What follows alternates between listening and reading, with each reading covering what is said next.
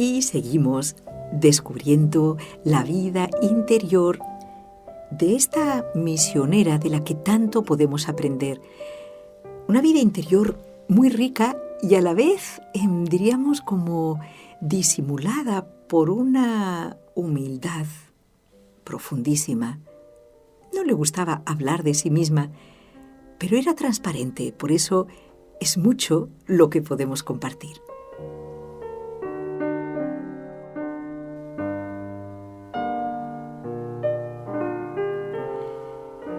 ¿Cómo vivió la hermana Josefina la virtud y el voto de pobreza? Nos cuenta la hermana Daniela, que estuvo desde el comienzo a su lado. Fue gran ejemplo para mí su espíritu y amor a la pobreza. En las cosas de su uso personal era austerísima. 1000 pretextos de funcionalidad, de conveniencias por razón de su cargo, de aprovechamiento del tiempo, nunca fueron motivo para apartarla de la pobreza real. Esa pobreza que pincha en esas pequeñas cosas, la que con tanta facilidad ladeamos para adquirir algo nuevo, por ejemplo, ¿no? Años y años con la misma ropa cosida, recosida, su agendita con la primera hoja de asuntos pendientes escritos a lápiz para aprovecharla una y otra vez.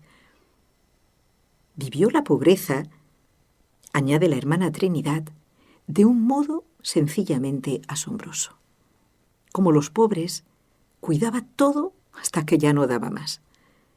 Nada de caprichos en sus cosas, lo más austero, lo menos bonito, era lo suyo.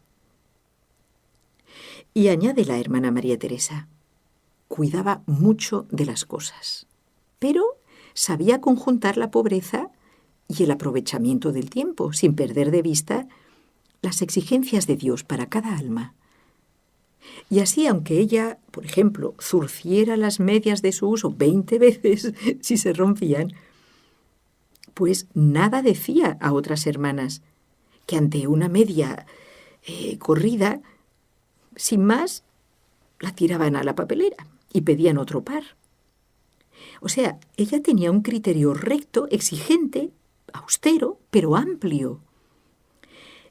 Y ella misma, una vez que el padre Molina dijo que vale más el tiempo que se emplea en zurcir que el costo de la prenda, en este caso de la media, dejó de hacerlo.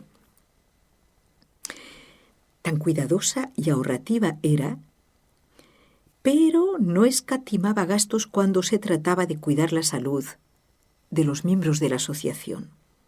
Anteponía el bien de la persona a cualquier otro bien, valor. Así nos siguen contando las personas que la conocieron de cerca. Noté en la hermana un gran desprendimiento. Uno no veía que ella tuviera apego a algo. Es más, un detalle. La hermana Josefina tenía unas carpetas con sus apuntes espirituales y algunos pasados a máquina. Así en los retiros, ejercicios y demás que el padre Molina le pedía que dijera unas palabras, ella sacaba sus notitas.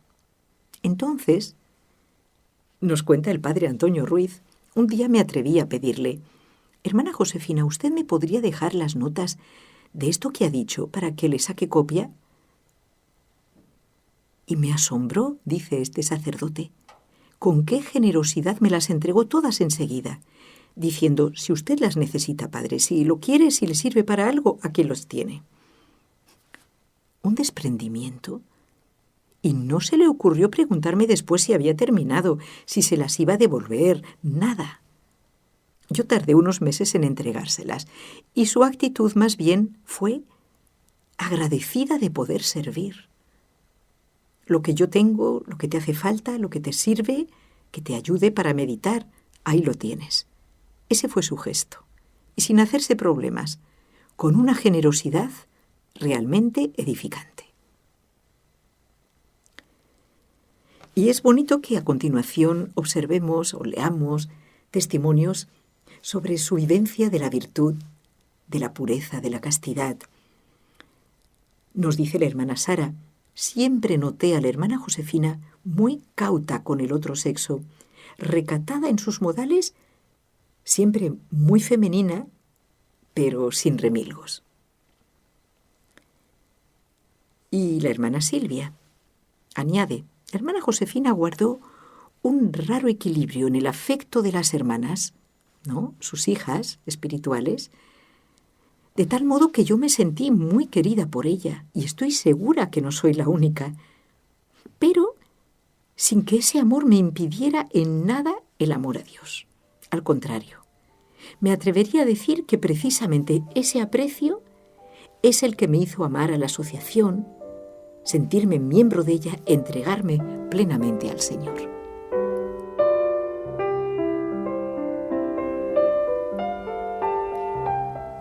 Sí, realmente, dice la hermana María Teresa, en cuanto a la castidad, era muy recatada, sin ser ñoña en absoluto, ni rara. Irradiaba gran pureza. Temía mucho apropiarse de un amor que solo debía dirigirse a Dios. Por eso rehusaba consuelos humanos, aunque fueran indiferentes, pero con humildad. Nunca he visto en la hermana celos, deseos de ocupar el corazón de nadie. Era característico de ella que dejaba plena libertad para que las hermanas abrieran su corazón hablando con la persona que pudiera ayudarlas más dentro de las señaladas, o bien dando permisos puntuales. No pretendía acaparar nada. No demostró nunca menor aprecio ni menor confianza a las que no acudían a ella. Lo que le importaba era el bien de cada persona y se olvidaba totalmente de sí misma.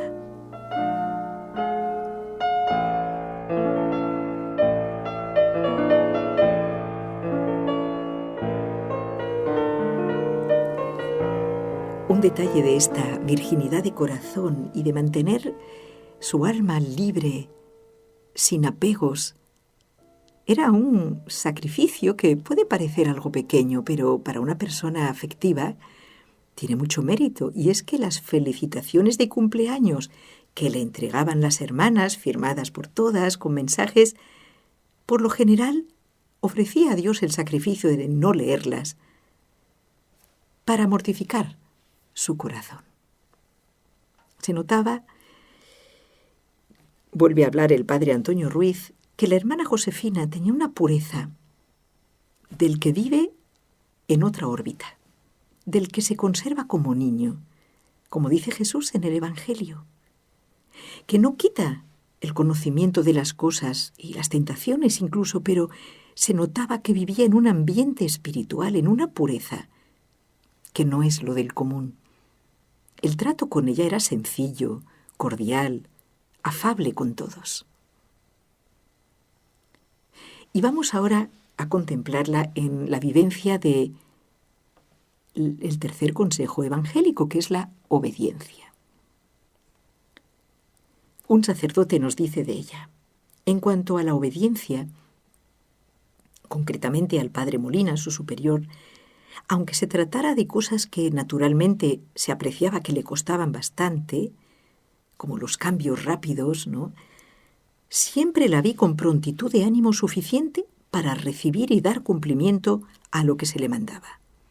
Ni por asomo noté nunca una actitud de rebeldía con el padre Molina. Sobresalió en la obediencia. Habla ahora la hermana María Teresa. Consultaba todo con el padre Molina.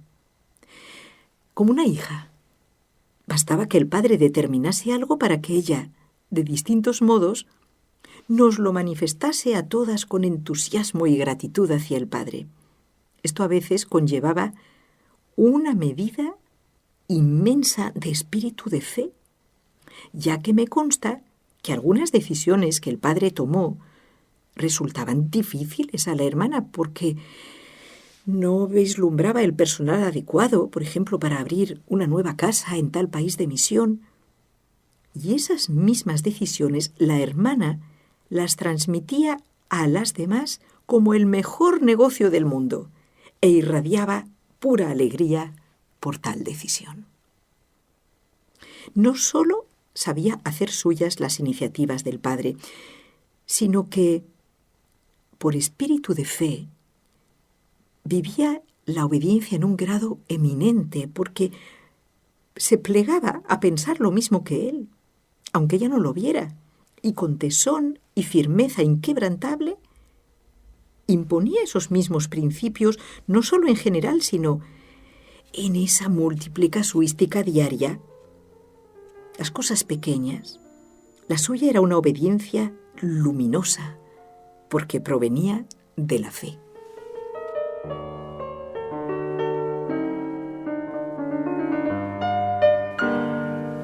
Esa vida de esfuerzo, de vencimiento, de autosuperación sobrenatural, siempre en ascenso, que hemos venido apreciando por los testimonios ya citados, tiene su fuente en un amor intenso a Dios, que se traduce en una preciosa palabra: fidelidad. Ella la empleaba bastante. Y es que la hermana Josefina era una mujer fiel, fiel en lo pequeño y en lo grande, fiel con Dios y fiel con los hombres, sus prójimos. La fidelidad era como su atmósfera vital.